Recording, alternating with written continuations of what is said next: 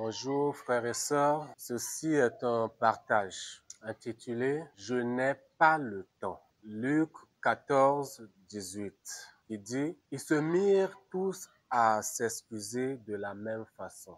Je n'ai pas le temps. J'aimerais aborder une expression souvent que nous utilisons. Je n'ai pas le temps.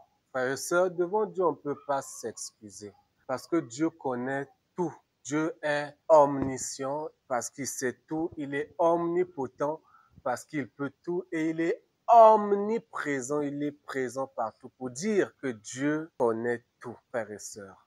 Alors dire qu'on n'a pas le temps pour les choses de Dieu, on ne peut pas tromper Dieu. Donc, peu importe notre nationalité, notre couleur de peau, le lieu où nous habitons, frères et sœurs, nous avons tous quelque chose en commun, c'est les 24 heures. Dans tout le monde entier, la journée ne fait que 24 heures. Alors, si nous avons des frères qui trouvent du temps dans la journée pour évangéliser, frères et sœurs, tu n'as pas à t'excuser.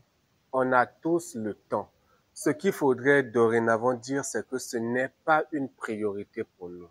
Pas que tu n'as pas le temps, mais plutôt, ce n'est pas une priorité pour toi, frère. Si Dieu était notre Seigneur, le Seigneur, c'est quoi? Donc, le Seigneur, c'est le propriétaire de cette chose-là.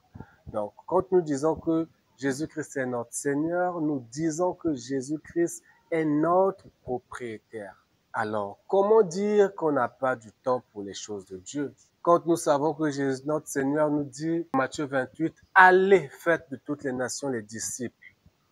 Comment, frères et sœurs, ne pas avoir du temps pour la mission?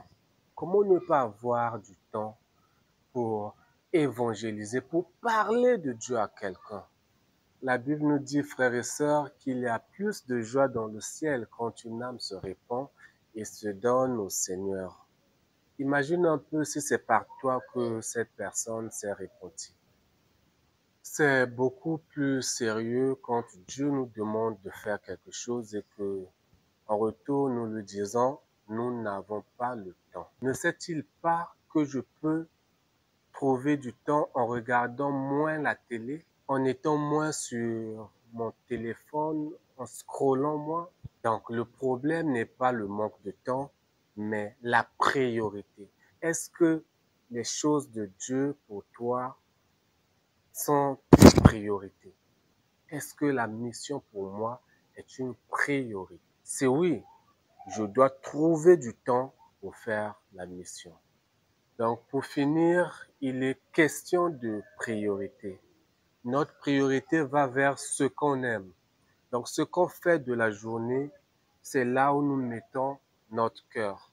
Sortir, aller chercher à manger pour la famille, c'est normal. Quand c'est toute la journée, tu es au dehors, ton cœur est dans le travail.